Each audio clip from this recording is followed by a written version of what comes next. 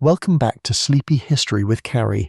Before we begin, tell me your city and what time it is where you are, then get comfortable and let us drift into tonight's story. If you are a regular listener, do not forget to subscribe for more relaxing history. Hey friend, it is time to let go of the day. Adjust your pillow until it feels just right. Pull that blanket a little closer to your chin. Allow your shoulders to sink heavily into the mattress beneath you. You are safe here in the quiet dark. There is nothing left for you to solve tonight, no burdens you need to carry, and nowhere else you need to be. You can just listen, breathe, and let the rhythmic cadence of the past carry you away. Tonight we are journeying into the shadows of a monumental legal doctrine, a quiet but profound system that forged the shape of empires and determined the destinies of countless generations. We will explore the heavy, unyielding nature of primogeniture. It was a singular rule of inheritance where all power, all stone, all forests, and all earth were handed unconditionally to the eldest son. It was a legal architecture designed to prevent the shattering of great estates, leaving the younger siblings with nothing but the vast, open roads of the world and the absolute freedom of their own choices. It is a story not of clashing swords, but of the silent transfer of immense weight, the heavy ink on parchment that bound men to the earth, and the quiet acceptance of fate beneath ancient stone ceilings. Let your mind drift back to a freezing night in the deep winter of the year 1449. We are standing within the colossal stone walls of Warwick Castle, resting firmly in the heart of England. The night air outside sweeps across the frost-covered valleys, but inside these ancient chambers, the massive hearths radiate a steady protective warmth. The castle stands as a sleeping giant, its immense towers reaching up toward a starless sky, anchoring the landscape in a deep, unbreakable slumber. Within the deepest sanctum of this fortress, illuminated only by the soft golden glow of tallow candles, a group of royal lawyers and scholars gather around a heavy oak table. They are orchestrating the peaceful but absolute transfer of a kingdom within a kingdom, measuring out valleys, pastures, and villages, securing the legacy of the Beauchamp family through the precise and unyielding language of the law. You are merely an invisible observer in this grand, quiet theatre of history. The slow, rhythmic breathing of the castle itself surrounds you, offering a profound sense of permanence and security. As you settle deeply into this ancient space, sinking further into your own warmth, please remember that this is an ambient historical narrative curated exclusively for relaxation, sleep assistance, and educational entertainment. Derived from authentic primary records and antique chronicles, the prose has been softly adapted to foster a soothing, restful atmosphere. Allow the heavy weight of the past to anchor your racing mind, letting the slow turning wheel of history guide you gently toward the edges of a long, peaceful sleep. Let us remain within the warm, dimly lit sanctuary of the royal study. The quiet proceedings unfolding around the heavy oak table at Warwick Castle represent something far greater than the mere distribution of wealth among the members of a noble house. Tonight we are witnessing the very mechanism that forged the enduring landscape of English estates and shaped the structure of European power for centuries to come. We are observing the preservation of an entire ecological and political system. In the medieval mind, land was never simply a commodity to be traded or sold. Land was identity, land was survival. Land was the physical manifestation of a family across time. To divide a magnificent estate among several sons was to invite inevitable ruin and slow decay. A fortress divided could not stand against the shifting tides of history. Thus, the doctrine of primogeniture emerged not from malice or cruelty, but from a profound and existential necessity. It was a massive iron anchor dropped into the turbulent, unpredictable waters of feudal Europe.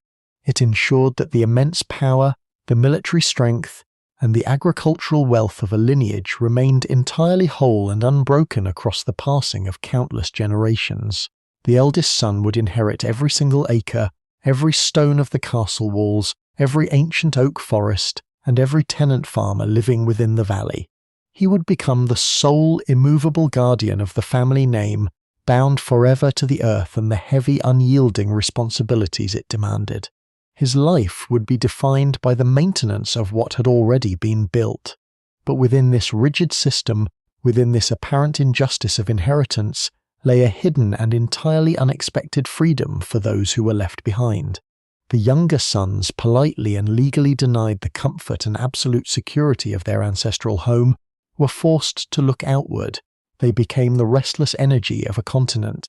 Because they could not inherit the stone walls of their fathers, they were the ones who would eventually cross dark oceans, build new empires, and explore the edges of the mapped world. They would enter the quiet, misty sanctuaries of monasteries to preserve centuries of human knowledge, or they would ride out into the vast, unknown expanses of the land to forge their own destinies from nothing. The uncompromising nature of this inheritance law inadvertently became the great quiet engine of human expansion and cultural evolution. As the royal scholars in the room continue their silent, meticulous work of transferring this massive estate, the heavy stone walls of Warwick Castle seem to absorb the absolute gravity of the moment. The massive logs in the grand hearth burn with a steady, enduring light, casting long, slow shadows that stretch elegantly across the woven tapestries hanging on the walls. The warmth in the room is absolute and deeply comforting, wrapping around the inhabitants like a heavy woolen cloak woven against the deep winter chill. There is a profound, prevailing peace in knowing exactly how the future will unfold. The chaotic uncertainty of succession, which so often tore kingdoms and families apart in a storm of conflict, has been quietly neutralized by the steady application of legal doctrine. You can feel the profound resting stillness of a world governed by strict, unwavering order. The path forward has been decided. There is nothing left to debate, and there is nothing left to fear. Let the steady, unhurried pace of this historical transition wash over you. Let the heavy, settling weight of the past smooth out the jagged edges of your own thoughts, calming your breathing, and guiding you deeper and deeper into a state of total, undisturbed rest. As we remain sheltered within this grand chamber, bathed in the soft amber light of the hearth, take a slow and steady breath. If you are finding comfort in the quiet rhythm of the past tonight, you might consider gently liking this video, allowing us to continue crafting these peaceful journeys for your restful nights. Let us draw our attention closer to the heavy oak table, where the architects of tomorrow are quietly working. Spread out beneath the golden glow of the tall tallow candles is a massive, heavy sheet of vellum. It is not merely parchment, but carefully prepared sheepskin that has been washed, scraped and stretched tight over many long months, all to create a surface durable enough to carry the immense weight of this single defining night.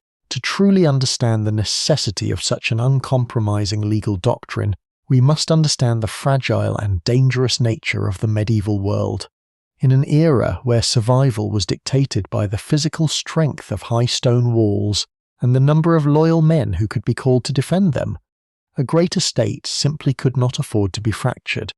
A unified valley meant a unified defence. If the vast lands of Warwick were divided equally among many sons, the military power of the noble family would shatter into weak, vulnerable fragments.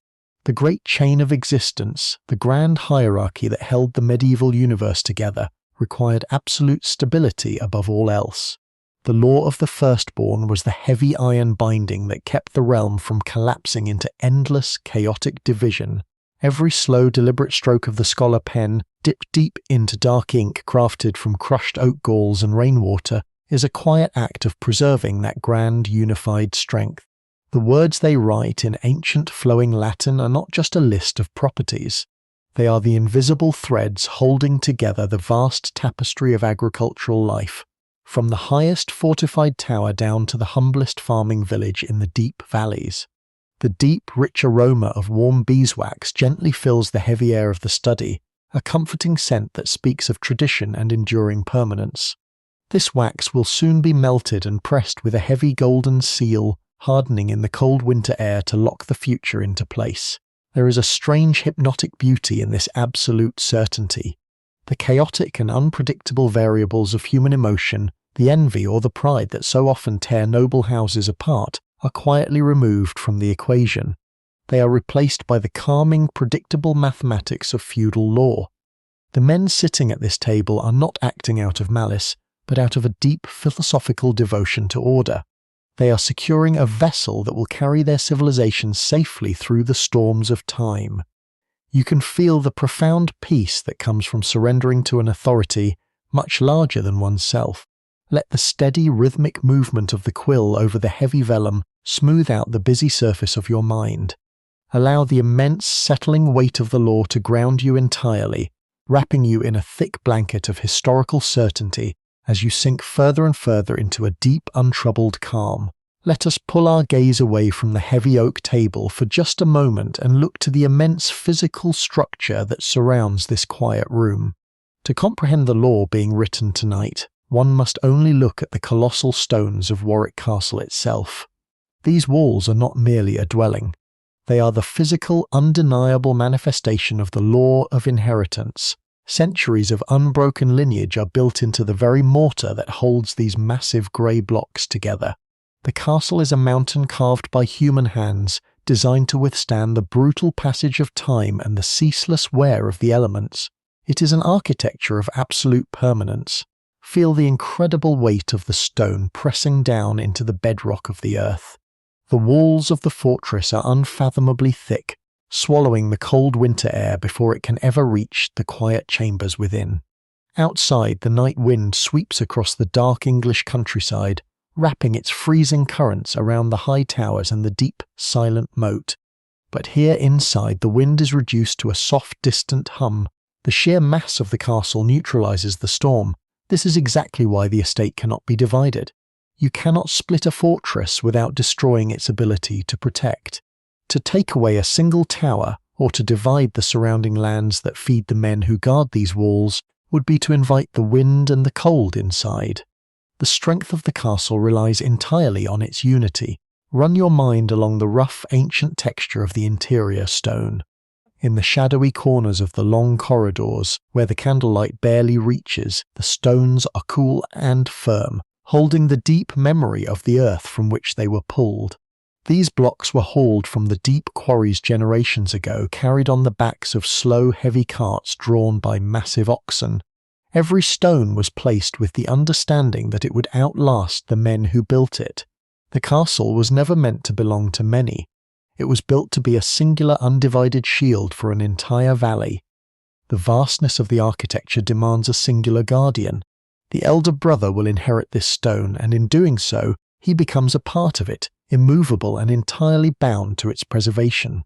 The heavy wooden door of the study, built from the heartwood of ancient oak trees, keeps the long, empty corridors securely sealed away.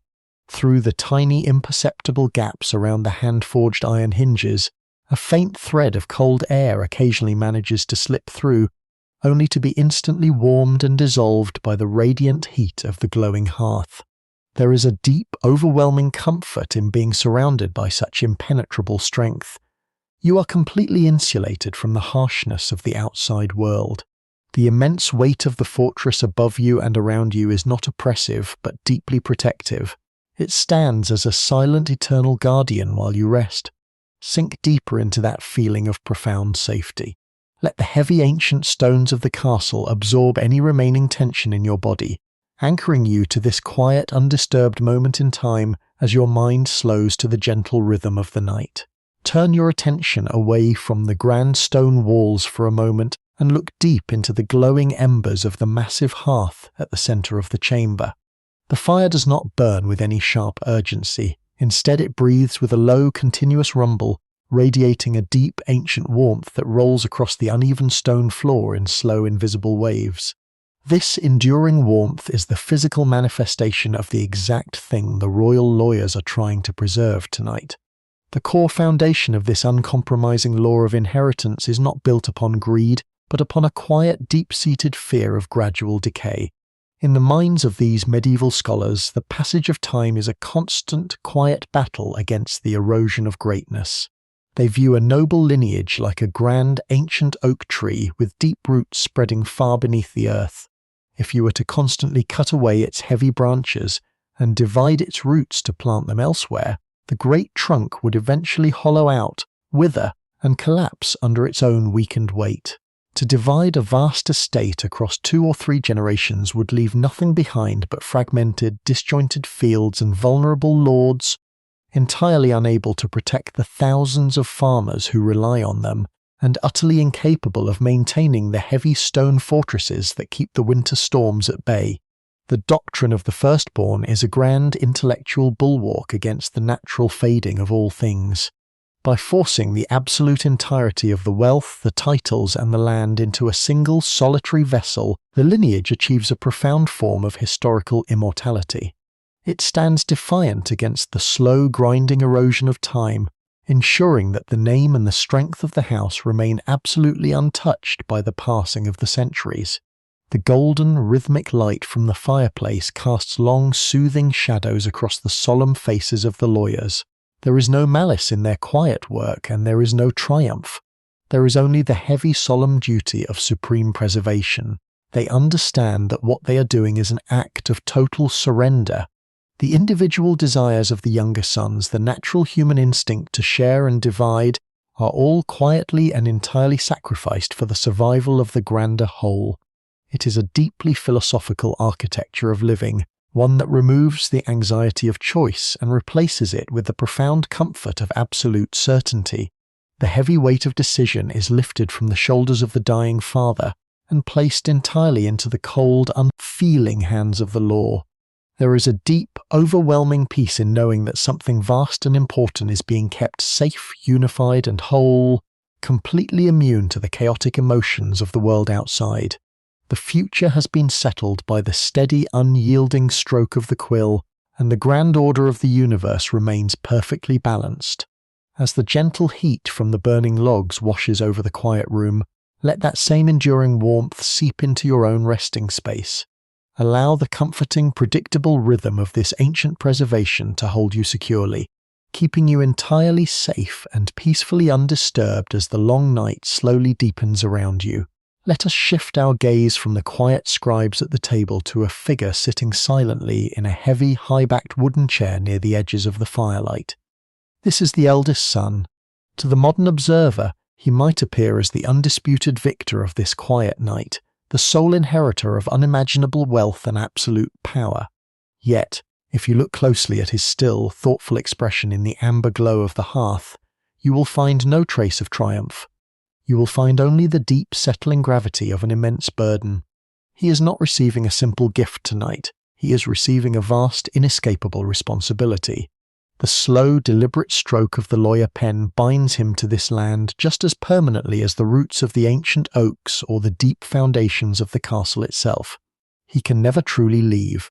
His entire existence has been predetermined to serve as the unwavering steward of the stone walls, the massive agricultural estates, and the thousands of souls sleeping in the quiet villages that surround the fortress.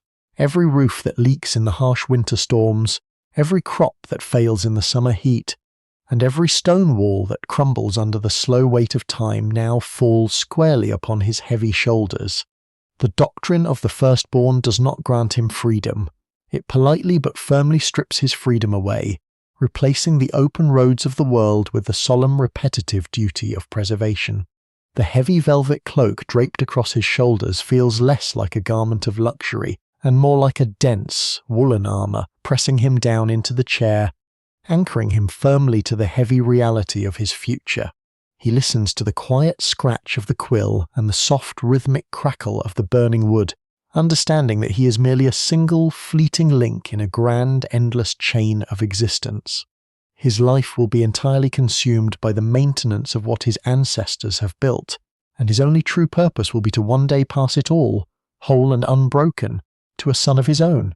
It is a life of absolute certainty, devoid of the unpredictable winds of chance, yet entirely confined by the vast borders of his own lands. There is a strange, melancholy peace in his quiet acceptance.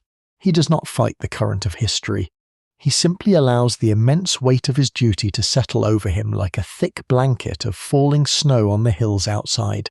As we observe this profoundly quiet moment of realization, where the heavy burdens of the past are secured for the future, allow yourself to feel the contrasting lightness of your own existence tonight.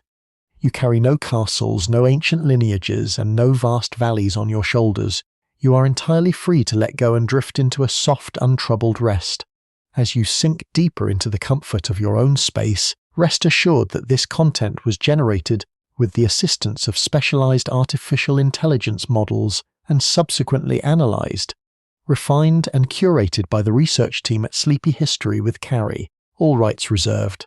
Let the solemn historical weight of this long winter night draw your eyelids down, making them heavy and calm as you surrender completely to the dark and peaceful quiet of your own room. If you are finding a quiet sense of comfort in the slow unraveling of these ancient legal bonds tonight, please consider leaving a gentle like or subscribing to our channel so we can continue to build these peaceful resting places for you.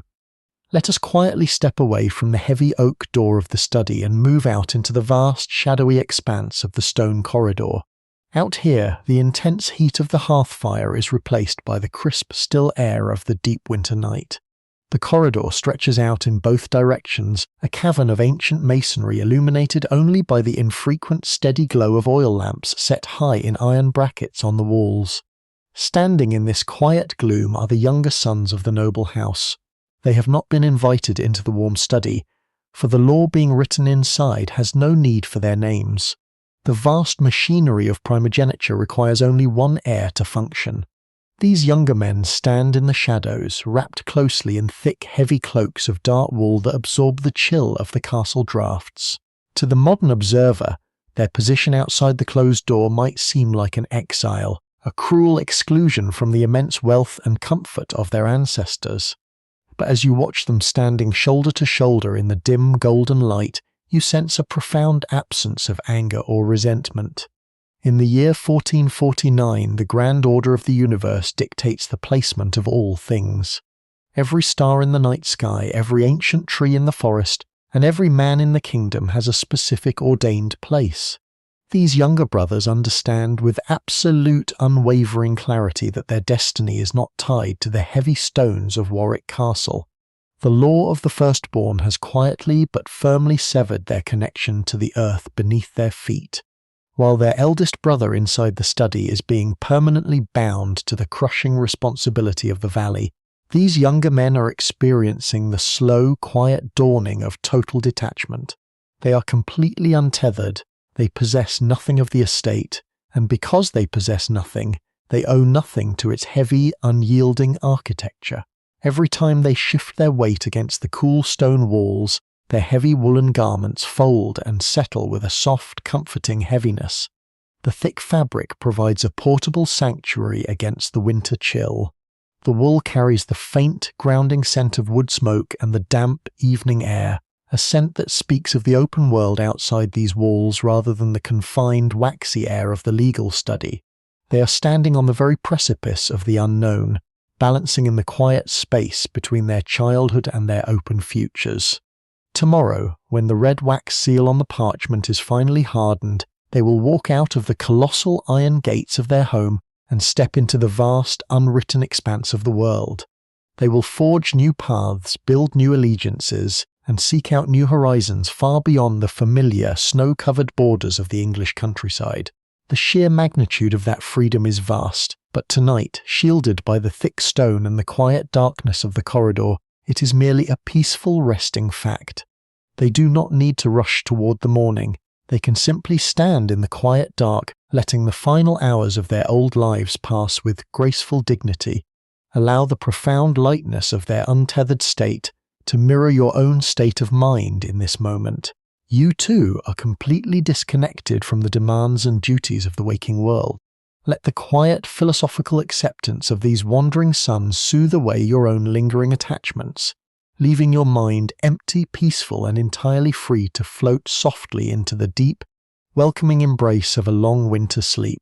Let us focus our attention on the second sun standing in the dim light of the corridor. With the land and the vast agricultural wealth of his ancestors entirely sealed away from him, his path forward has been gently but decisively directed toward the military orders. He does not hold the heavy iron keys to the estate, but resting firmly against his hip is a different kind of weight, a long sword forged of tempered steel. He reaches down, slowly drawing the blade from its heavy leather scabbard just a few inches. The metal is smooth and intensely cold to the touch, holding the chill of the castle draughts deep within its polished surface. he runs a thick piece of oiled wool along the flat of the blade.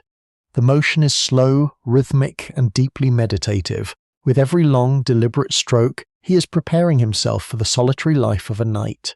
The doctrine of primogeniture demanded that younger sons find their purpose far beyond the borders of their ancestral valleys. For many, that purpose was found in the heavy armour and the disciplined ranks of the grand military campaigns. Without the vast fields of wheat and barley to tie him down, this second son is entirely mobile, a free entity capable of riding into the sprawling, misty landscapes of the continent or the distant, unfamiliar territories of a growing empire. His wealth will not be measured in grain or stone, but in the sharp, unyielding edge of his steel and the unwavering strength of his own character. The sword he holds is a masterwork of medieval metallurgy, crafted in the distant foundries of Milan, where intense heat and immense pressure transformed raw earth into a flawless instrument of duty.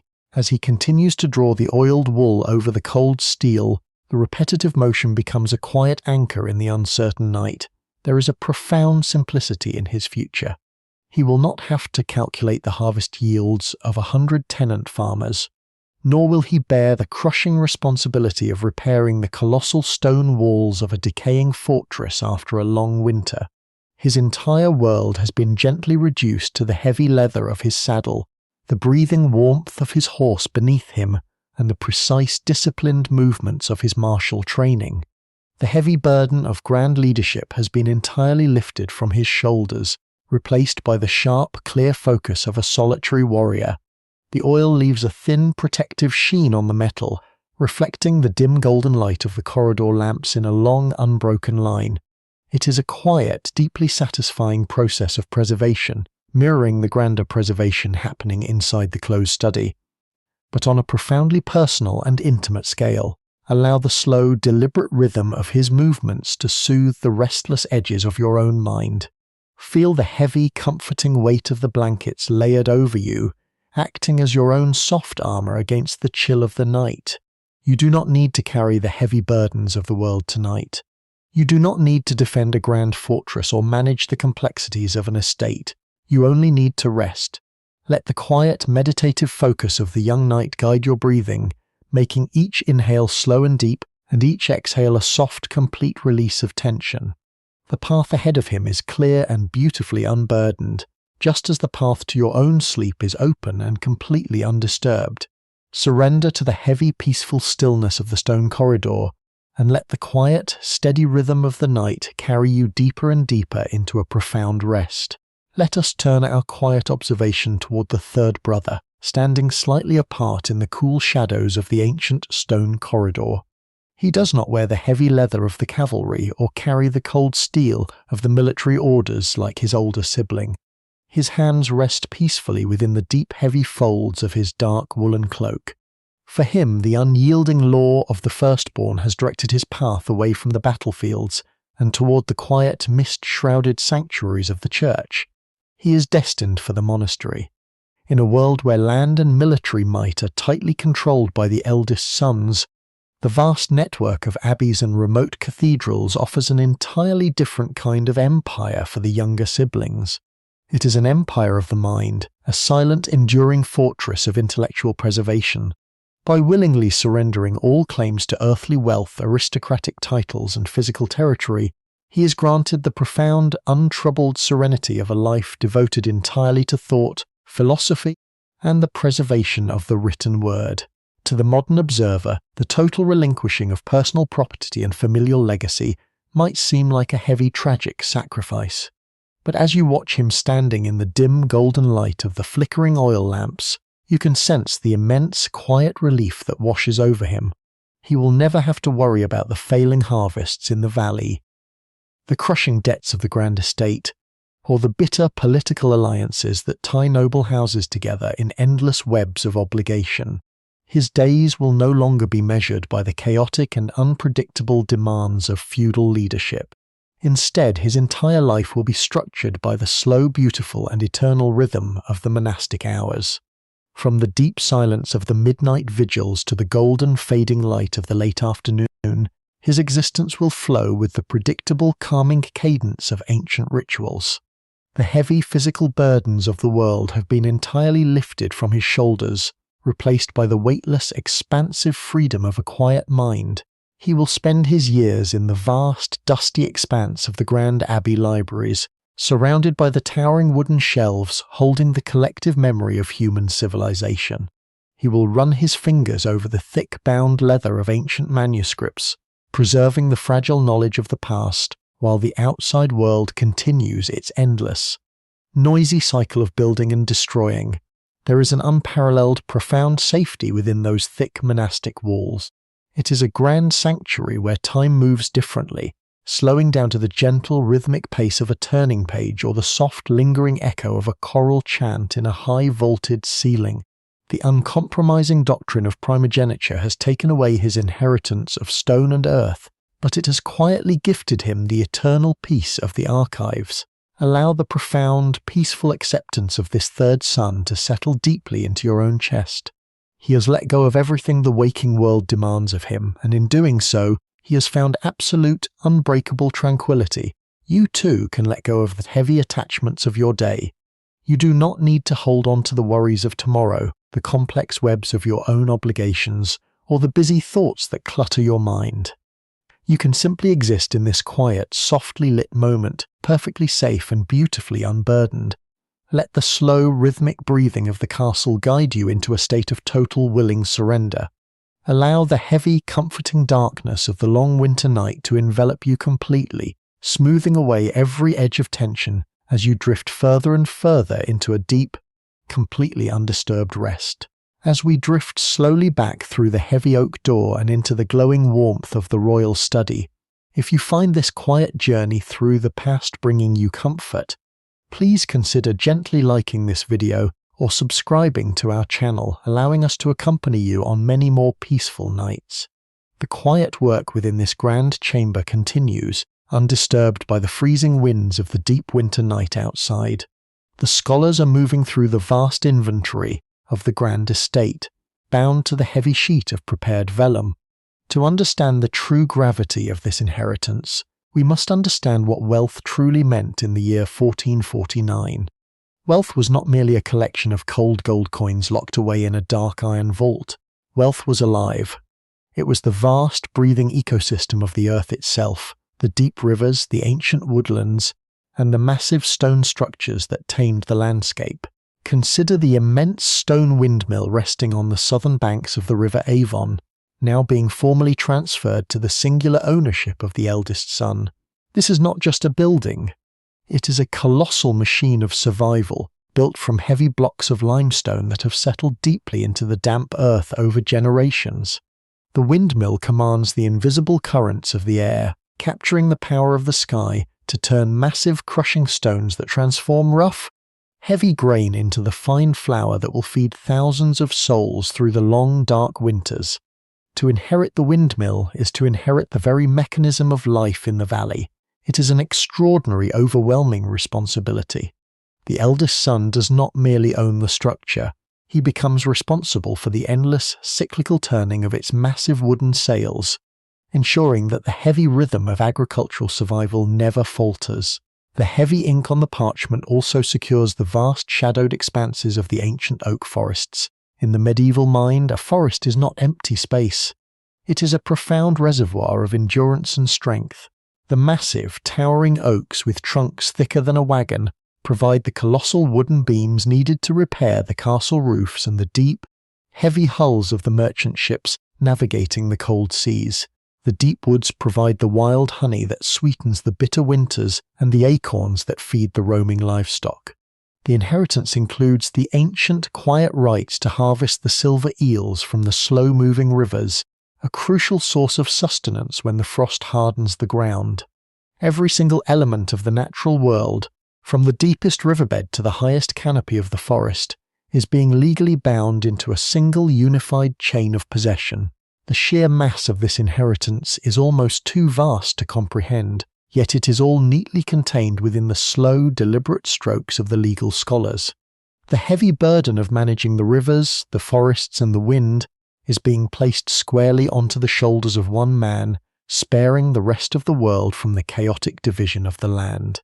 There is a deep, profound comfort in knowing that you do not have to carry the weight of an entire valley. You are not responsible for the massive grinding stones of the mill or the preservation of the ancient oaks. You are entirely free from the heavy, unyielding machinery of the medieval economy. Allow the vast, heavy responsibilities of the past to remain locked safely within the pages of history. Release any tension you might be holding in your shoulders or your jaw. Let the profound, quiet simplicity of your own resting space wash over you, pulling you gently and steadily down into a deep, completely unburdened sleep. Let us look once more at the heavy vellum resting on the oak table. It is a profound realization that the entirety of a vast, sprawling kingdom is currently being reduced to the silent, steady strokes of ink. The royal scholars do not need to move the heavy stones of the mill or walk the freezing boundaries of the ancient oak forests. They merely write the Latin names of these places, and by doing so they bind the physical world into an unbreakable legal reality.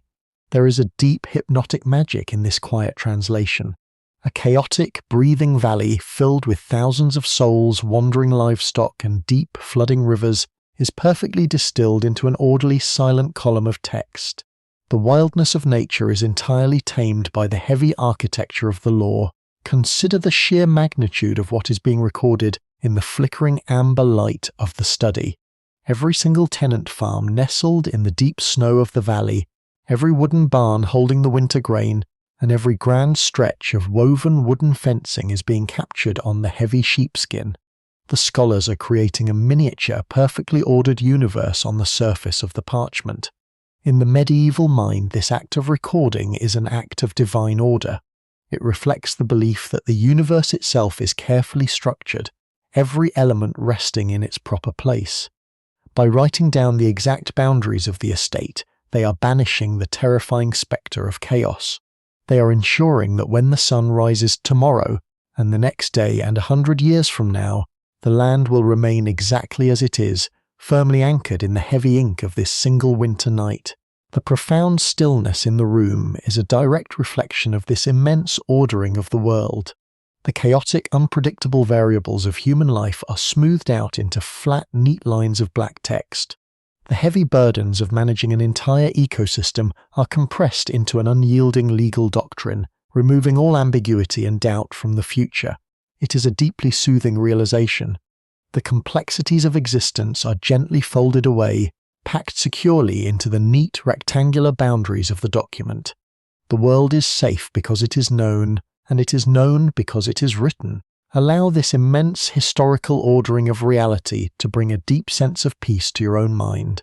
Just as the scholars have neatly arranged the vast complexities of the Warwick estate into silent, manageable rows of text, you can gently pack away the complicated, tangled thoughts of your own day.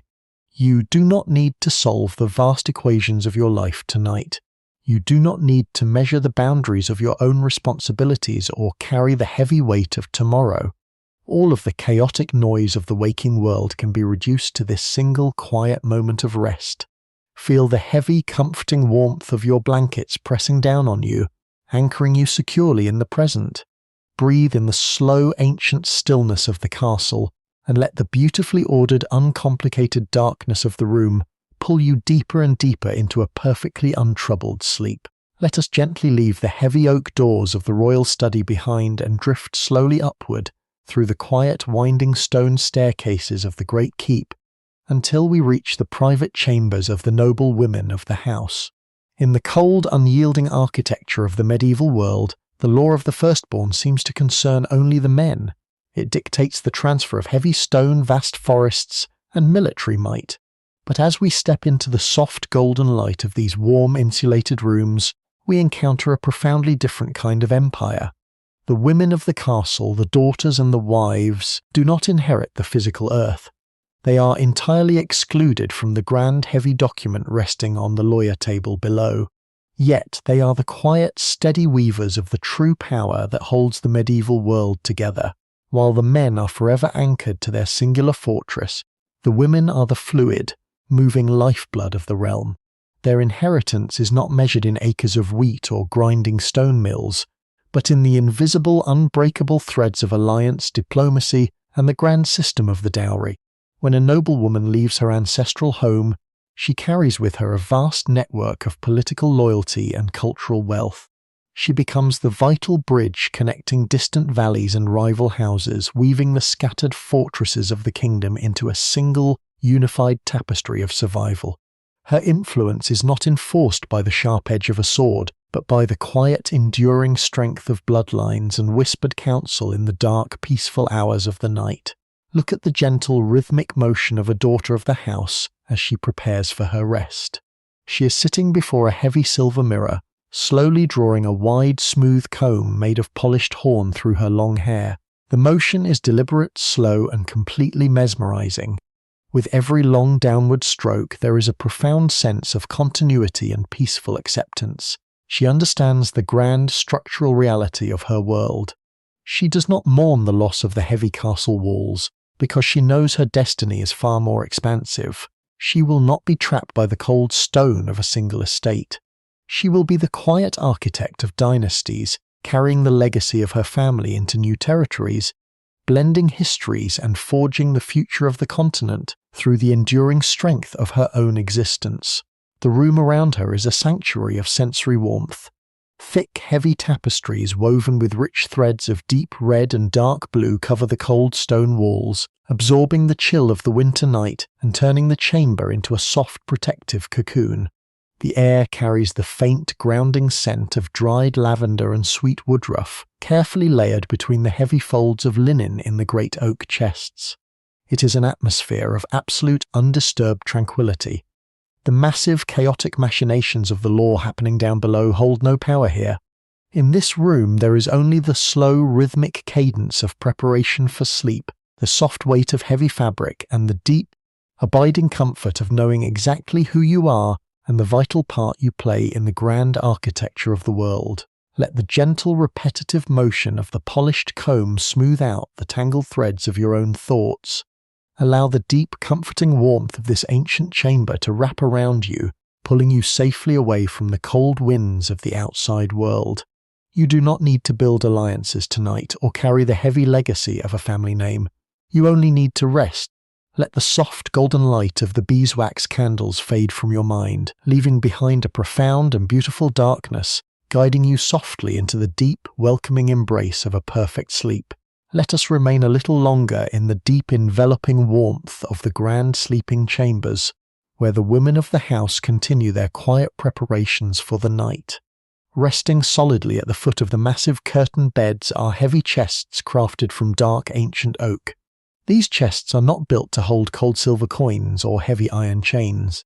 They are the guardians of a much softer yet equally vital inheritance.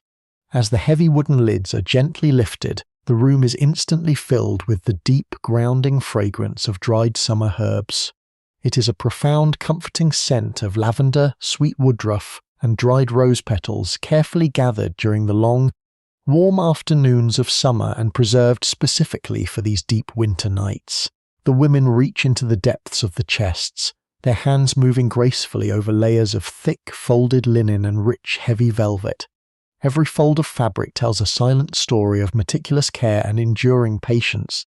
The men in the study far below are attempting to conquer time with heavy ink and rigid laws, seeking to freeze the grand estate into a permanent, unchanging monument of stone. But the women in this warm, fragrant room understand a much deeper, more ancient truth. They know that time is not a rigid line to be halted, but a grand, slowly turning wheel. The heavy winter will always give way to the soft spring, the generations will inevitably age, and the great castle will continue to breathe with the quiet rhythm of passing lives.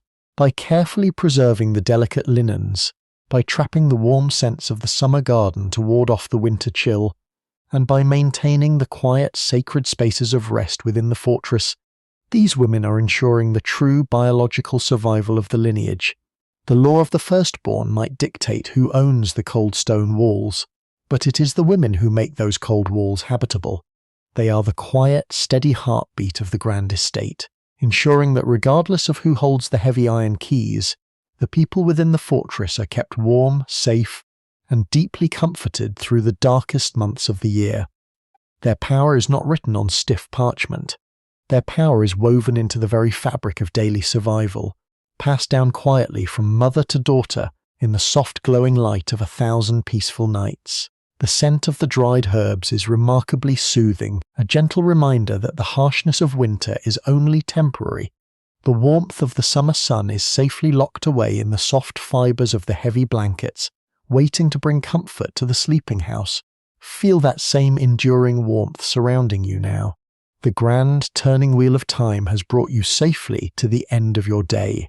You do not need to fight the turning of the hours or hold on to the heavy demands of the waking world. You can simply allow yourself to be carried by the natural, peaceful rhythm of the night. Let the soothing, aromatic warmth of the ancient chambers settle deep into your chest, slowing your breathing to a calm, steady pace. Release the rigid structures of your own thoughts, and allow the soft, comforting darkness to wrap around you, guiding you gently into a deep and beautiful rest. Let us gently leave the fragrant warmth of the upper chambers and drift slowly back down the winding stone stairs, returning once more to the heavy oak door of the royal study. The night outside has deepened, settling over the grand castle like a thick, impenetrable blanket of quiet snow. Inside the warm room, the golden light of the tall candles remains entirely steady and completely undisturbed. The royal lawyers are now reaching the very heart of the legal doctrine, a concept so profoundly heavy and binding that it fundamentally alters the relationship between a man and the earth he walks upon. They are quietly drafting the strict clauses of entailment. To deeply understand the concept of entailment is to understand the ultimate triumph of a grand lineage over any single individual. Under this uncompromising law, the eldest son does not truly own the vast estate in the way a travelling merchant owns his ship or a common blacksmith owns his heavy iron anvil. The heir is merely a temporary mortal guardian of an immortal structure. The heavy parchment dictates that the land is completely locked to the bloodline. He cannot sell the ancient oak forests to pay for a sudden fleeting debt. He cannot trade the massive stone windmill on the river for a chest of gold. He cannot carve out a single acre of the deep valleys to give to a beloved friend. The land is not his to dismantle or divide. It belongs entirely to the deep past, to the quiet ancestors who built the high stone walls, and it belongs absolutely to the unborn generations of the distant future. The eldest son, sitting quietly in the high-backed wooden chair by the glowing hearth, is effectively captured by his own inheritance. He is the supreme master of the grand castle, yet he remains entirely subservient to the heavy Latin words currently being formed on the thick vellum. There is a magnificent architectural beauty in this severe restriction. It ensures that the grand estate remains completely intact against the turbulent forces of human nature.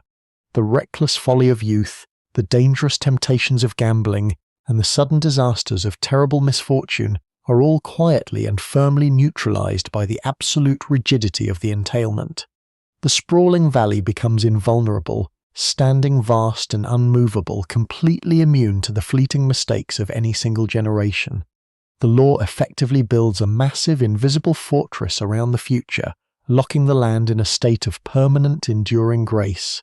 The senior lawyer at the heavy table begins to softly recite the Latin text he has just written. His voice is a low, rhythmic murmur that blends perfectly with the slow, steady crackling of the burning logs in the fireplace. The ancient words roll through the warm, heavy air of the study, carrying the profound weight of centuries. The language does not sound like a rigid legal contract. Instead, it sounds like a solemn, peaceful chant of absolute preservation. The cadence of the spoken Latin is remarkably slow and deliberate, a mesmerizing, repetitive rhythm that gently lulls the weary mind into a state of profound surrender. You do not need to translate or understand the ancient words to feel their deeply comforting gravity. They are the undeniable sounds of total security and perfect order. Allow the slow, melodic rhythm of the ancient language to wash over you in the quiet dark. Let the heavy, unbreakable bonds of the entailment remind you that some things in this world are perfectly secure and remain completely beyond the reach of chaos and uncertainty. You are safely anchored in this quiet, peaceful moment. Your own resting place is completely protected from the shifting, unpredictable currents of the waking world.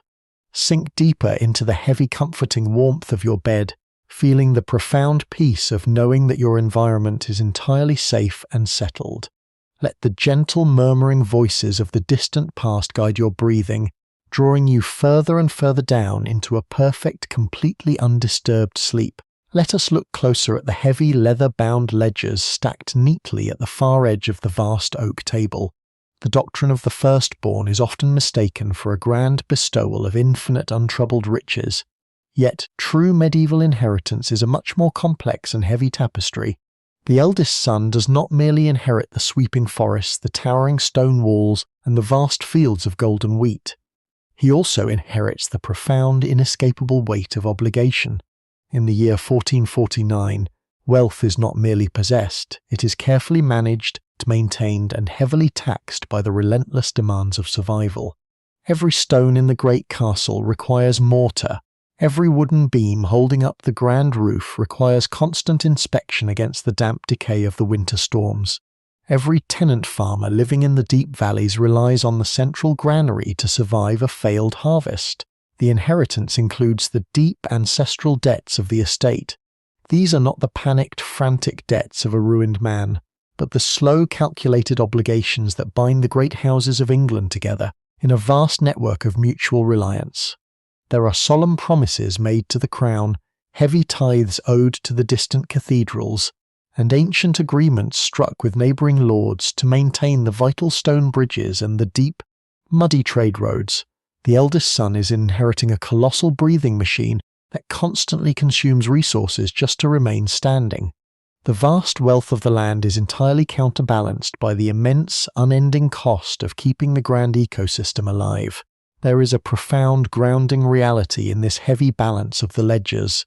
It strips away the illusion of untethered luxury and replaces it with the quiet, dignified truth of eternal stewardship. The young lord sitting by the glowing fire is not a free man given a chest of endless gold. He is a bound servant to the estate itself. The heavy obligations ensure that he can never become careless or detached from his people. He must remain deeply engaged with the natural rhythm of the changing seasons, the health of the dark soil, and the physical integrity of the cold stone walls. His life is entirely structured by the endless, predictable cycle of giving back to the land that sustains his ancient name. The quiet scholars at the table gently turn the thick pages of the ledgers. The heavy paper moves with a slow, deliberate grace, a soft rustle that speaks not of commerce, but of profound historical accounting.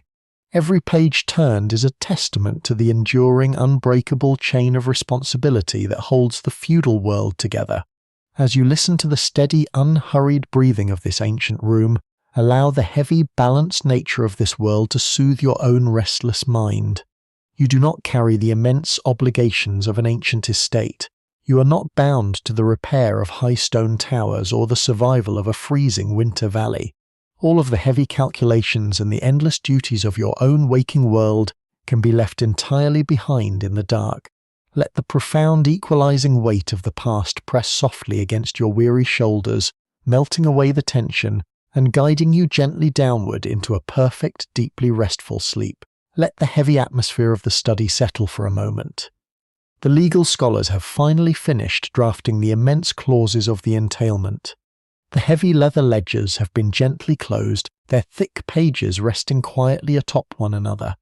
The air in the warm room is thick with the soothing scent of melted beeswax and the dry grounding aroma of ancient parchment. Out of the quiet shadows near the heavy oak door steps a figure who has served the grand estate for longer than most men in the room have been alive. It is the chief steward of Warwick Castle. He moves with the slow, deliberate grace of a man who knows the history of every single stone in the fortress intimately. Hanging from a thick leather belt at his waist is a massive ring of dark hand-forged iron keys. These are not ordinary keys.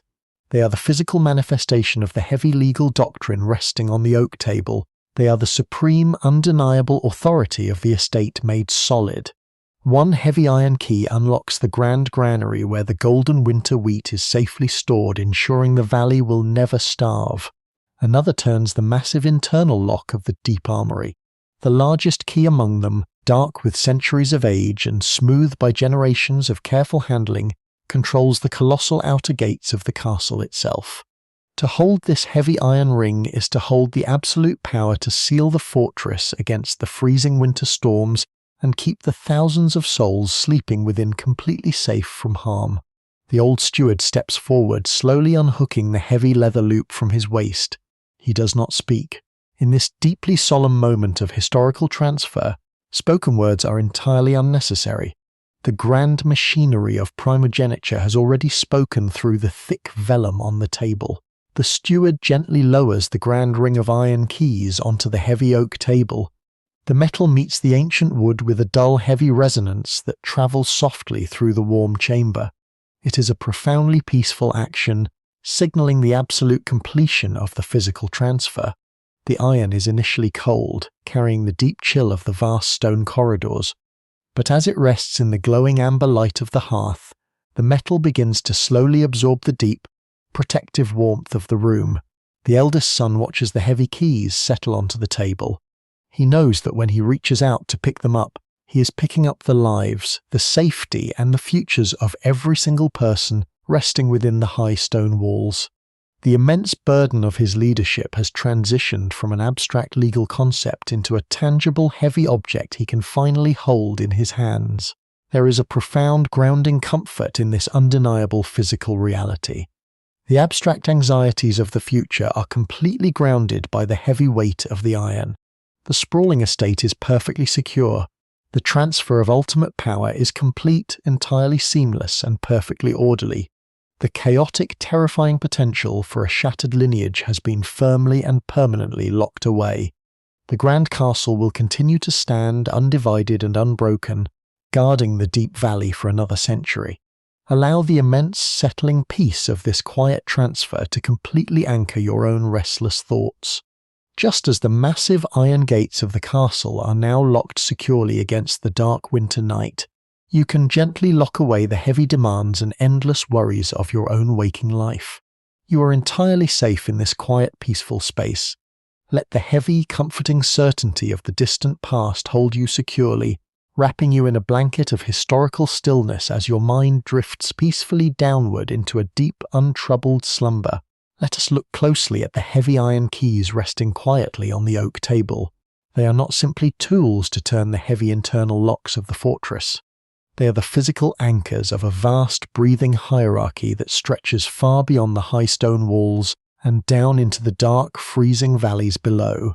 In the medieval mind, this hierarchy is known as the Great Chain of Being. It is the profound belief that every single soul, from the highest noble born in a velvet-draped bed to the humblest farmer resting on a mattress of woven straw, has a specific, divinely ordained place in the grand architecture of the world. The man who holds the iron keys does not just lock the wooden doors of the granaries.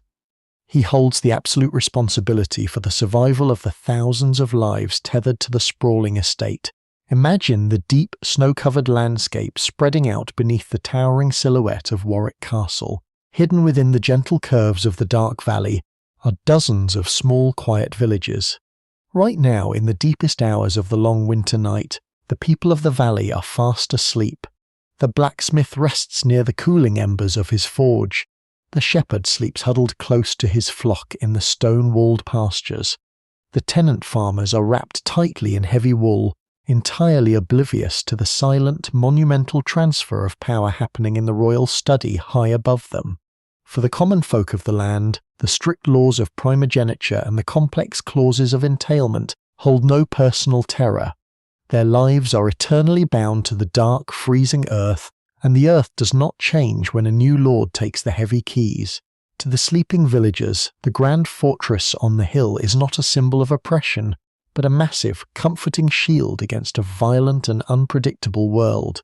They surrender a portion of their autumn harvest to the deep stone vaults of the castle, and in return, the immense military power of the estate guarantees their safety from the chaos of raiding armies and the harsh starvation of a failed winter.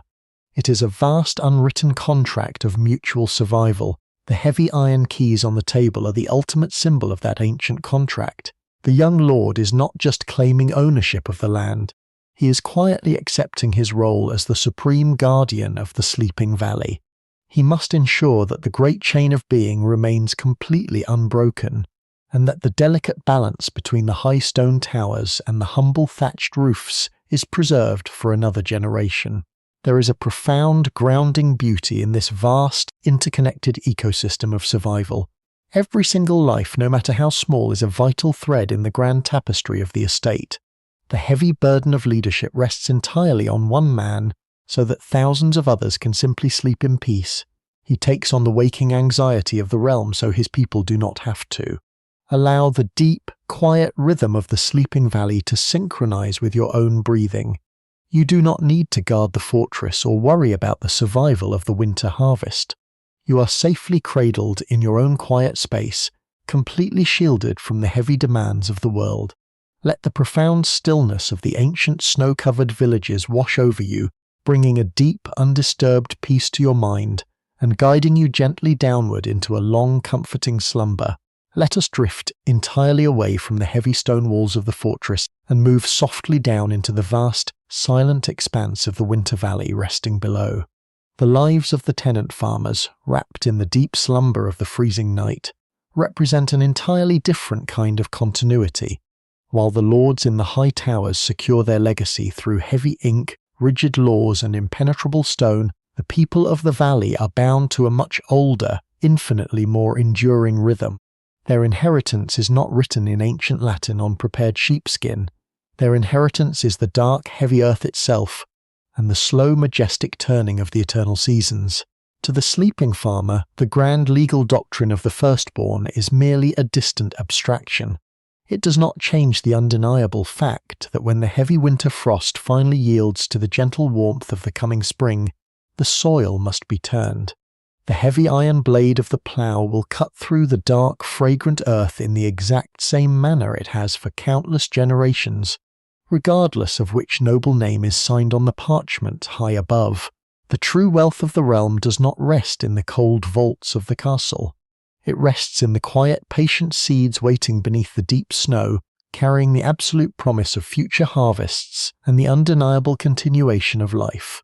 There is a profound, comforting simplicity in this agricultural reality. The complex anxieties of aristocratic succession, the heavy burdens of military alliances, and the rigid confines of the entailment hold absolutely no power over the natural world. The great oak trees in the ancient forests will continue to grow deep roots into the soil. The river will continue to flow steadily toward the sea, completely ignoring the borders drawn by mortal men. The crops will rise and fall with the majestic, unbroken cadence of the solar year. The humble people of the valley are entirely surrendered to this grand natural cycle. They do not attempt to freeze time with legal documents. They simply move gracefully along with the turning wheel of the year, accepting the bitter cold of winter and the golden abundance of autumn with the exact same quiet dignity. This deep connection to the earth provides a profound sense of psychological safety. The farmers do not carry the heavy artificial burdens of the state. They carry only the necessary weight of their daily labor, a labor that perfectly aligns with the fundamental rhythms of the natural world. When the sun sets behind the western hills, their work is undeniably finished. The deep darkness of the night is not a time for quiet plotting or anxious legal calculations. It is a time for pure, undisturbed rest, a sacred pause granted by the turning of the earth itself. They sleep heavily and peacefully, anchored completely by their profound connection to the silent, frozen fields resting outside their doors. Feel the immense, settling peace of this natural surrender. You do not need to control the turning of the earth or manage the complex mechanics of the world outside your window. The grand, slow rhythm of the universe will continue to carry you safely forward, completely independently of your own efforts or worries. Just as the dormant seeds rest quietly beneath the heavy snow, gathering strength for the dawn of a new season, you can allow yourself this time of absolute, undisturbed rest. You have no legal doctrines to draft tonight and no heavy iron keys to carry. Sink deeper into the comforting warmth of your bed, feeling the profound stillness of the sleeping valley anchoring your mind. Let the deep, natural peace of the winter night wash over you entirely, guiding you gently and steadily into a completely untroubled sleep. Let us slowly draw our consciousness back from the vast frozen expanse of the sleeping valley, drifting gently upward through the still night air until we return to the warm, amber glow of the royal study high within the castle walls. The immense work of the legal scholars is nearing its profound conclusion. The heavy parchment, now entirely covered in the sweeping rhythmic script of ancient Latin, rests quietly on the oak table. It holds the fate of the forests, the rivers, the mills, and the massive stone towers. But the ink alone is not enough to bind the future. To make this grand transfer of power absolutely unbreakable, it requires a final physical act of transformation. It requires the deep, heavy seal of the noble house. Watch as the senior lawyer slowly reaches for a thick, solid stick of deep crimson wax. The colour is rich and intense, standing in stark contrast to the pale sheepskin and the dark ink. He moves the wax gradually toward the steady golden flame of the tallest candle on the table. There is no rushing this ancient process. The wax must not burn, it must only soften, absorbing the intense heat of the fire until it slowly surrenders its rigid form. As the tip of the crimson stick hovers just above the glowing halo of the flame, the hard surface begins to slowly glisten, melting into a heavy, dark liquid. The room is filled with a rich, resinous aroma, a scent of pine and ancient earth, adding another layer of deep sensory comfort to the warm air. This slow transition from solid to liquid is utterly mesmerizing to watch. It is a quiet, natural alchemy happening right before our eyes. The lawyer holds the melting wax carefully over the bottom edge of the heavy vellum, right below the final block of text. A single heavy drop of deep red liquid detaches from the stick, falling silently onto the thick paper.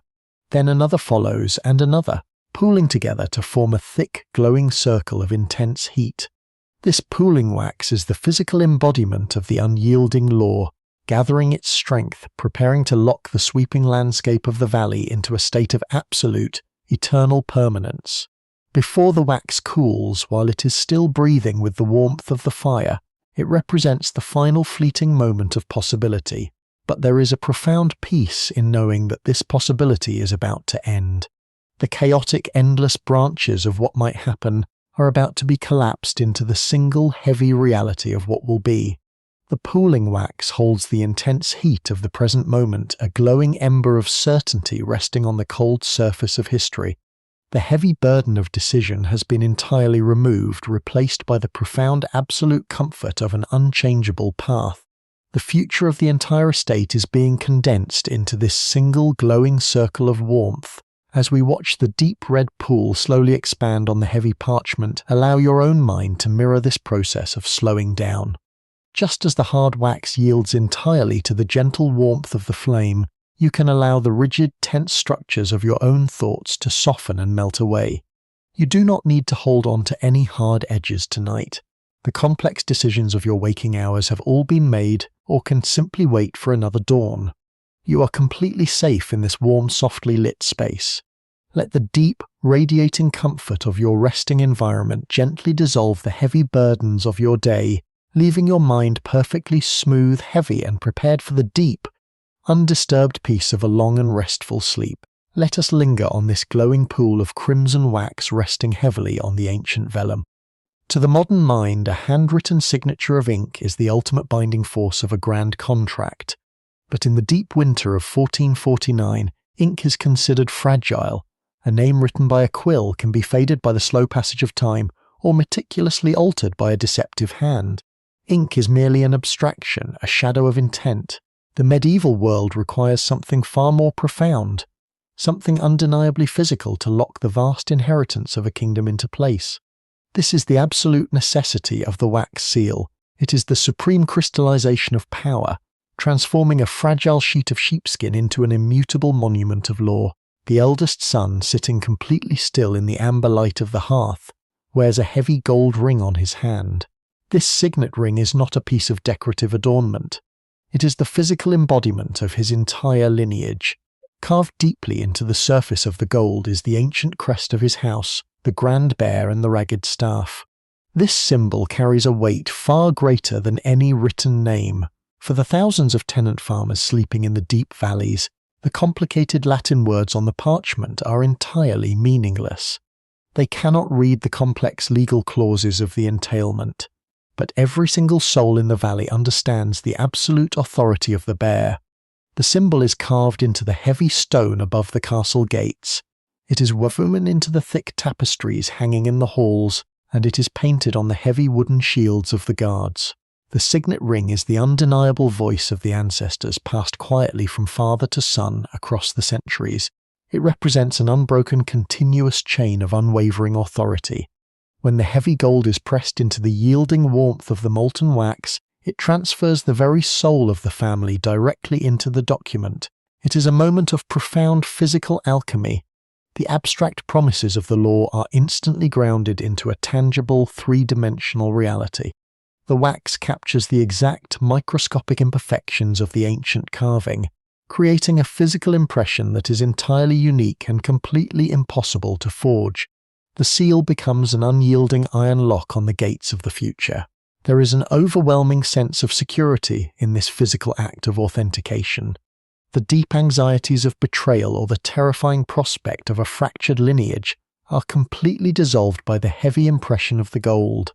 The truth of the inheritance is no longer debatable. It is a fixed physical fact resting quietly on the oak table. You can feel the profound relief that accompanies such absolute, undeniable certainty. The chaotic, shifting sands of human intention are firmly replaced by the solid, unmoving bedrock of tradition. The document is no longer just a collection of words. It has become a sacred artifact of the estate itself. Allow this deep, unshakable certainty to anchor your own drifting thoughts. The complex uncertainties of your waking life have no place in this quiet, peaceful darkness. You do not need to prove your existence, defend your boundaries, or validate your choices tonight. You are entirely safe, entirely whole, and perfectly secure exactly as you are. The heavy, comforting weight of the blankets over your shoulders acts as your own personal seal of safety, locking away the endless demands of the world and leaving you completely protected from the cold. Surrender to the absolute, undeniable peace of this quiet moment, and let the heavy, slow rhythm of the ancient castle draw you deeper and deeper into a perfect, completely undisturbed rest. Let us witness the profound, defining action of the long winter night. The eldest son, the new guardian of the vast stone fortress and the deep, sleeping valleys, slowly raises his hand. The heavy gold signet ring on his finger catches the flickering amber light of the hearth, a singular point of brilliant warmth in the dim shadows of the study. He moves with a deliberate, unhurried grace, a physical acknowledgement of the immense gravity of this single motion. Every scholar and lawyer at the heavy oak table holds their breath in perfect, silent unison. The quiet rustling of the thick parchment, the soft scratching of the quill pens, and the low murmurs of the ancient Latin clauses have all completely ceased. The only sound remaining in the heavy air is the deep, steady crackle of the ancient logs burning slowly in the grand fireplace. He lowers his hand toward the heavy oak table. The pool of molten, crimson wax rests perfectly still on the bottom edge of the prepared sheepskin, radiating an intense, concentrated heat. It is a fragile, fleeting window of time, a liquid portal waiting to capture the enduring soul of the ancestral lineage. As the heavy gold ring descends, the air between the metal and the wax seems to hum with the quiet, overwhelming pressure of centuries.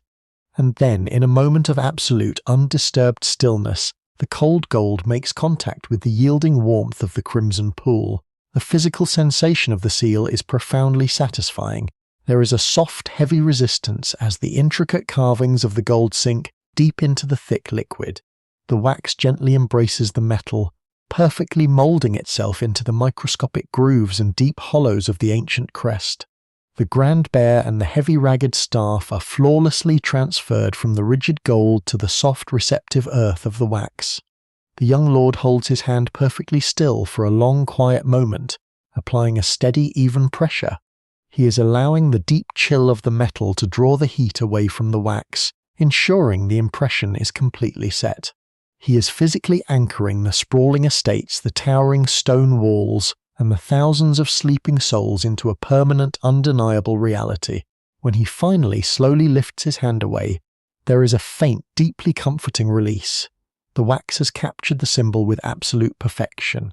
As the cold, heavy air of the grand study washes over the crimson circle, a profound physical transformation occurs. The bright, wet sheen of the liquid wax begins to slowly dull, transforming into a deep, dark and matte finish. The heat dissipates into the thick parchment, and the wax hardens into an unyielding, permanent crest. The estate is officially locked. The future is entirely sealed. The monumental anxiety of the succession has been permanently extinguished, replaced by the cool, hard certainty of the deep red seal. Allow the profound, settling coolness of the hardening wax to wash over your own mind. Just as the chaotic heat of the molten liquid has completely surrendered to the quiet, permanent structure of the seal, you can allow the busy, heated thoughts of your waking day to gently cool and solidify into a state of absolute peace. The grand decisions have all been made. The heavy work is entirely finished. There is nothing left to change, nothing left to alter, and absolutely nothing left to fear. You are completely safe, sealed securely within the dark, quiet sanctuary of your own resting space. Let the deep, unbroken stillness of the medieval night embrace you entirely, guiding your breathing into a slow, steady rhythm and carrying you gently downward into a flawless, perfectly untroubled sleep. Let the profound silence of the completed act settle over the grand study. The heavy vellum document, now bearing the undeniable crimson seal of the ancient house, stood perfectly still on the centre of the massive oak table. For months this single piece of prepared sheepskin has been a source of quiet anxiety, a looming cloud of unfinished destiny hanging over the immense fortress and the vast valleys below. Now it is simply a closed chapter of history.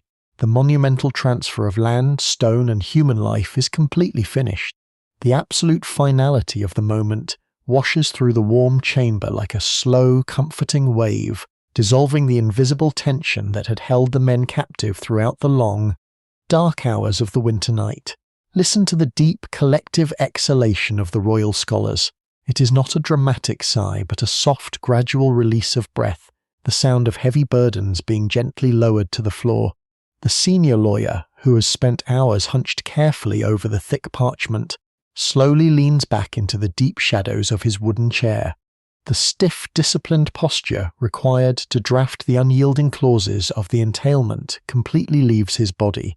His shoulders drop, his hands rest loosely on his lap, and the deep creases of concentration on his brow begin to smooth away in the soft amber light. The physical toll of orchestrating the survival of a kingdom is finally lifted from his weary bones. Across the heavy oak table, the eldest son mirrors this profound physical surrender. The heavy, suffocating mantle of anticipation has been entirely removed, replaced by the solid, unmoving reality of his new existence. He does not need to brace himself against the unknown anymore. The path ahead is rigidly defined, locked securely within the ancient Latin text and the hardened wax. There is an immense settling peace in knowing exactly what tomorrow will demand. The chaotic, exhausting energy of uncertainty is completely extinguished. The heavy room feels noticeably lighter, as if the massive stone walls of the castle themselves have settled deeper into the earth, finding a comfortable permanent resting place in the dark bedrock. Even the grand hearth seems to respond to the shift in the atmosphere. The intense, crackling energy of the burning logs gradually softens into a low, steady hum of radiating warmth. The tall tallow candles, having burned down through the long hours of the legal proceedings, cast a gentle, wavering light that softens the sharp edges of the heavy oak furniture and the thick, woven tapestries. The entire chamber is preparing for rest. The work of the day and the deep work of the night is undeniably over. There is absolutely nothing left to write, nothing left to debate, and nothing left to fear. The grand machinery of the law has completed its slow, heavy rotation, bringing the sprawling estate safely into a new era of unbroken continuity. Allow this immense collective sigh of relief to become your own. Feel the exact same release of tension moving slowly through your own body. Start from the crown of your head, allowing the tiny muscles around your eyes and your jaw to completely soften and let go. Let the heavy, comforting weight of gravity pull your shoulders down into the mattress, melting away the tight, rigid posture of your waking hours. Just as the royal scholars have finally set aside their heavy quills and surrendered to the quiet conclusion of their monumental work, you can set aside the endless thoughts and busy calculations of your own mind. The day is entirely finished. The grand accounting is closed. Sink deeply into the warm, protective embrace of the dark, and let the profound, unbroken peace of the ancient castle carry you effortlessly into a perfect, undisturbed sleep. Let us remain in the quiet aftermath of the sealing.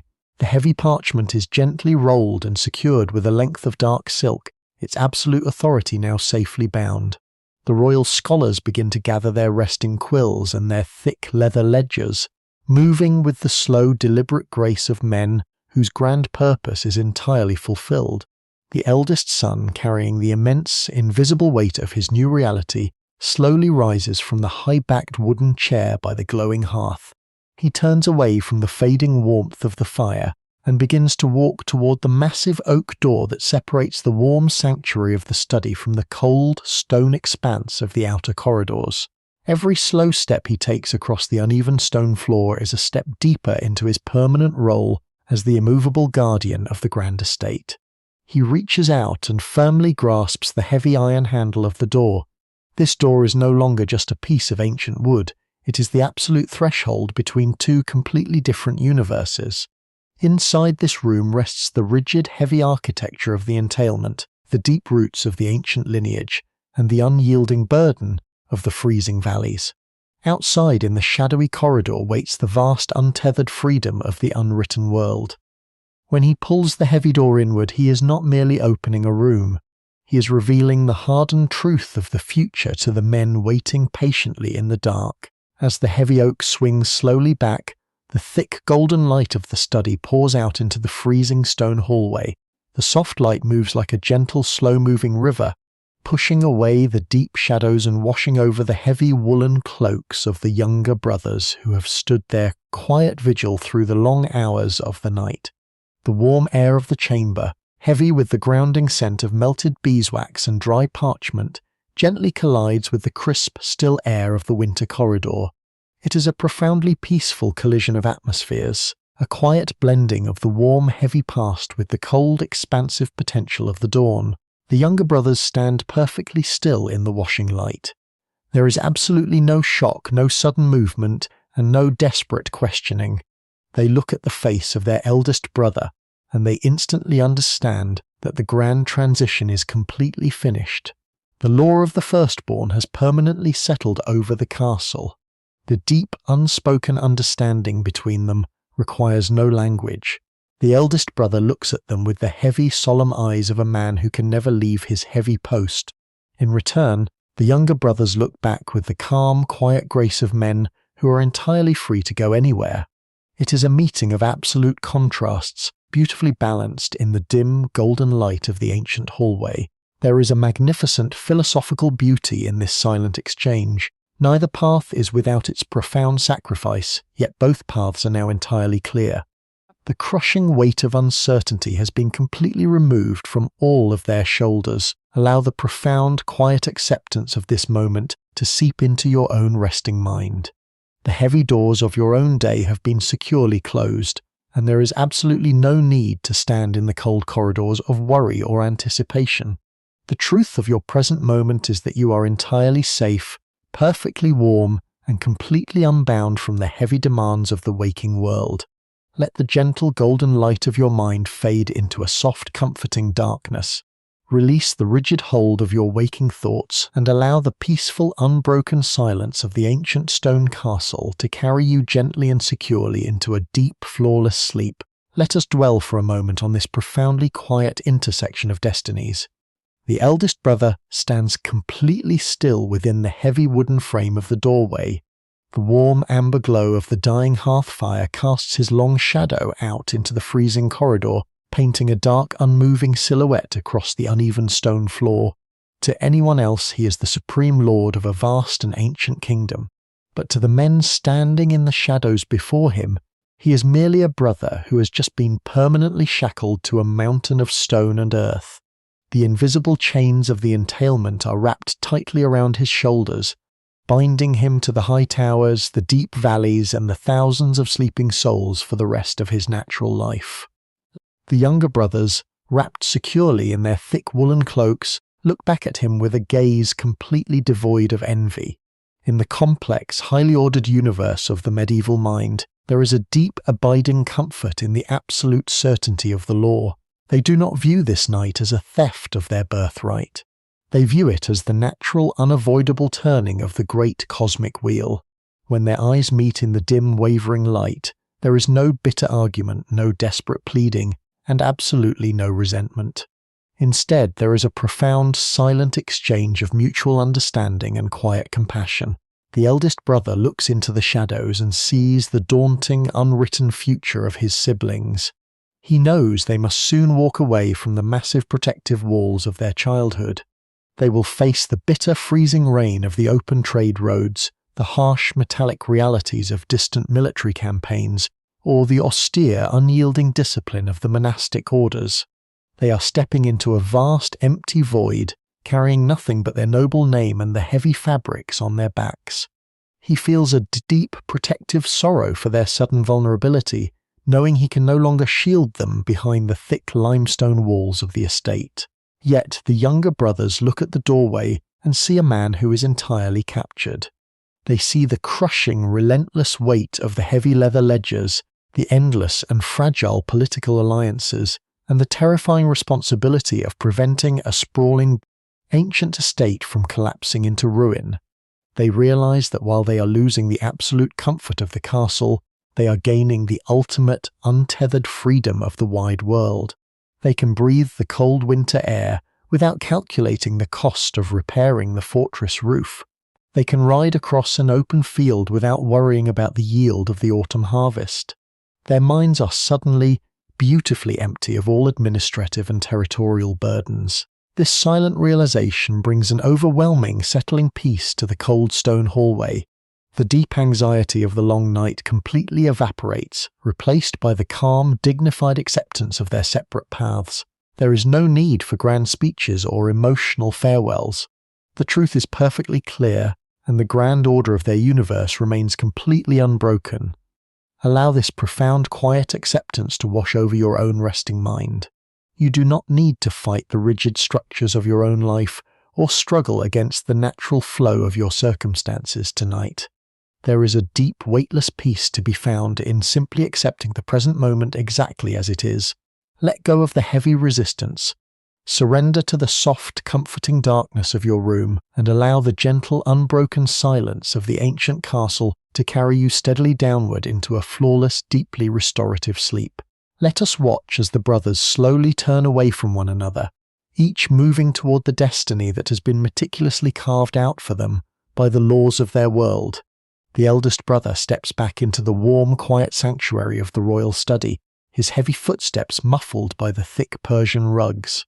He approaches the large oak table where the vellum document rests beneath the hardened crimson seal of his house. He does not linger in grief or triumph. Instead, he reaches down and gently lifts the grand ring of iron keys, feeling the heavy cold metal settle familiarly into the palm of his hand.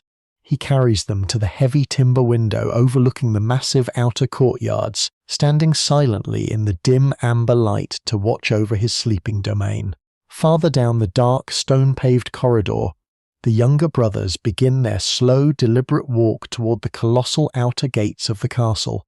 Their heavy woolen cloaks brush softly against the ancient masonry walls, creating a low, soothing rustle that echoes faintly through the vaulted hallway. They are not running away, nor are they fleeing in despair. They are simply stepping forward with the quiet, dignified resolve of men who know their true path lies far beyond the familiar, snow-covered borders of the valley. With every measured footstep they take, the oppressive weight of the ancient fortress slowly fades away, replaced by the crisp, invigorating chill of the open winter night air waiting just beyond the timber doors. The castle around them is beginning to settle into the deepest, most profound hours of the night. The massive tallow candles in the iron wall brackets have burned low, their golden flames flickering softly before dissolving into delicate wisps of grey smoke that drift upward into the dark masonry. The heavy wooden beams of the high ceilings groan and settle under the slow, immense weight of the winter frost, a deep, rhythmic breathing sound that echoes through the entire structure like a steady heartbeat. Every servant, every scholar, every guard, and every member of the noble house has finally surrendered completely to the absolute quiet of the dark. The grand estate is entirely at peace. Allow this ultimate stillness to flow directly into your own resting body. The long journey through the history, the lore, and the quiet corridors of the ancient castle has drawn to a complete and perfect close. The heavy ledgers are closed, the crimson wax is hardened, the keys are held securely in place, and the brothers have stepped safely into their futures. There are no more stories to follow, no more thoughts to trace, and no more decisions to make. All the complex machinery of the medieval world has quieted down, leaving behind nothing but a profound, unending silence. Feel your breathing match the slow, steady rhythm of the castle beams settling in the dark.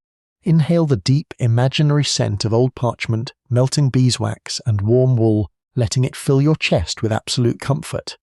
Exhale every last trace of tension, letting your arms, your shoulders, and your legs grow wonderfully heavy against the mattress. You are completely safe, completely secure, and completely surrounded by warmth. Let the deep, unbroken darkness of the winter night fold over you like a thick, comforting blanket, pulling you gently, steadily, and effortlessly down into the deepest, most perfect sleep of your life. Let us linger in this absolute stillness, where the boundaries between the ancient castle and your own quiet room completely dissolve into the dark.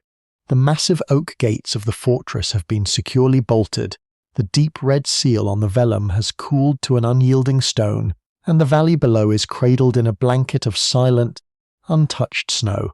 Every wandering footstep in the corridor has faded away, leaving behind a profound, unbroken quiet that stretches across the entire landscape. The world outside has ceased its endless motion. Caught in the deep restorative pause of the midwinter night, allow yourself to sink even deeper into the warm, supportive embrace of your bed. The mattress beneath you is a soft, steady ground, holding your entire weight with absolute reliability, just as the ancient earth holds the stones of the fortress. You do not need to hold yourself up, you do not need to guide your thoughts, and you do not need to manage a single detail of tomorrow. The heavy currents of the night have carried you safely to a shore of complete and utter tranquility. Every muscle in your body is loose, heavy, and completely at rest, resting like the quiet soil beneath the winter frost, gathering strength in the dark. Listen to the gentle, rhythmic cadence of your own breathing, in and out, slow and deep. It is the only sound left in the universe, a quiet tide rising and falling in perfect harmony with the peaceful silence of the world. With every single exhale, let go of another layer of awareness. Let the edges of your thoughts blur and soften, dissolving like mist against the cold morning glass. There is no past to carry here, and no future to anticipate. There is only this singular perfect moment of absolute rest, suspended in the quiet dark. Let the velvety darkness fold over you, thick and warm, shielding your mind from every distraction, every light, and every shadow. You are completely protected, entirely at peace, and enveloped in a deep, beautiful stillness. Allow your consciousness to drift lower and lower, floating gently down the quiet stream of sleep, wrapped in the timeless comfort of a long, undisturbed winter night. Rest now. Everything is entirely well. Let us move past the heavy doors of the study entirely, leaving the stone fortress behind to dissolve into the deep, quiet blanket of the midwinter night.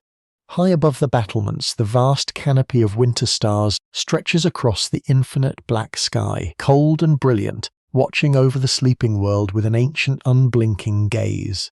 The crisp air of the valley is still and pure, carrying the clean scent of frozen earth and distant pine forests.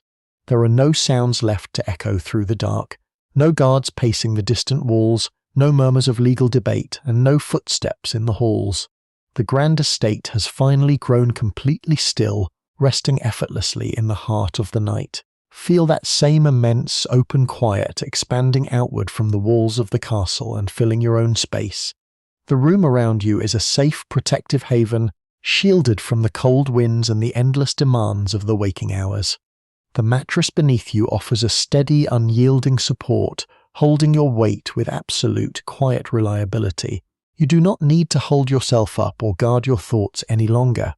The heavy currents of the night have carried you safely to the shore of complete and utter rest. Every single muscle in your body is heavy, loose, and completely at peace. Listen to the gentle rhythmic cadence of your own breathing, slow and steady like the turning of the tides. With every single exhale, let go of another layer of awareness, letting the edges of your thoughts blur and soften into the dark. There is no past to carry here and no future to anticipate. There is only this singular, perfect moment of absolute stillness, suspended in the quiet warmth of the night. Let the velvety darkness fold over you, thick and comforting, shielding your mind from every distraction and guiding you gently downward into a deep, unbroken sleep. Let us take one final, slow step away from the physical world of the castle, and let the remaining details melt entirely into the quiet dark. Imagine looking down upon the grand valley from the high, silent vantage point of the winter stars. The massive stone towers of Warwick Castle, the sprawling rooflines of the ancient hall, and the dozens of tiny, thatched cottages nestled in the dark curves of the earth are all unified under a single seamless blanket of pure, undisturbed snow. The lights in every window have long since gone out, leaving the entire landscape wrapped in a profound velvety shadow. In this vast expanse of absolute stillness, there is no separation between the ancient past and the quiet present. The legal doctrines have been sealed, the inheritance has been secured, the brothers have found their separate paths, and the long winter night has completed its slow, majestic rotation. All the motion, all the sound, and all the effort of the world have settled into a state of permanent, perfect rest. The great wheel of time pauses, holding you safely within its gentle embrace. Allow this ultimate, all-encompassing peace to flow into every part of your being. Feel the last remaining tension in your hands, your shoulders, and your face melt away like frost touched by the morning sun, though there is no sun here, only the warm, protective cradle of the night. Your breath is soft, deep, and barely perceptible, moving in absolute harmony with the silent universe. You are entirely safe, entirely warm, and completely at peace. Let go of the final anchor of wakefulness. Sink all the way down into the deep, unending silence and rest. We have reached the very edge of the night, where the quiet whispers of history fade completely into a vast, beautiful ocean of sleep. The long journey through the stone corridors, the warm study, and the frozen valleys is fully complete, leaving behind nothing but a deep, untouchable stillness. There are no more words to follow, no more images to form, and no more thoughts to guide. The dark is soft, infinite, and entirely yours. Surrender yourself completely to its gentle weight, letting go of the very last thread of the waking day. Drift down, down, into the profound, perfect silence. Sleep well.